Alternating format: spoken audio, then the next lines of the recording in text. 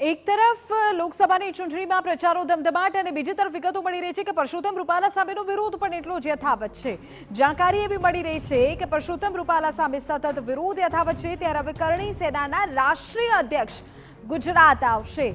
જે પ્રકારની પરિસ્થિતિ અત્યારે છે એવામાં મહિપાલસિંહ મકરાણા અમદાવાદમાં એક બેઠક કરશે તેવા સમાચાર મળી રહ્યા છે। કોટા રાજપૂત ભવન ખાતે રાજપૂત સમાજના જે સ્થાનિક અગ્રણીઓ છે રાજ્યના તેમની સાથે આ બેઠક કરવામાં આવશે। ઉલ્લેખનીય છે કે કરણી સેનાના જે રાષ્ટ્રીય પ્રમુખ છે તેઓ હવે આવશે અને અલગ અલગ રાજ્યોમાં પણ આંદોલનની રૂપરેખાને હવે તૈયાર કરવામાં આવશે। મહિપાલસિંહ રાજકોટ કાર્યક્રમમાં હાજરી આપશે એવા સમાચાર પણ અત્યારે પ્રાપ્ત થઈ રહ્યા છે। મોટા સમાચાર મળી રહ્યા છે, પરસોત્તમ રૂપાલા સામેનો વિરોધ યથાવત છે અને એવામાં જાણકારી મળી રહી છે તે અનુસાર કરણી સેનાના રાષ્ટ્રીય અધ્યક્ષ હવે ગુજરાત આવશે।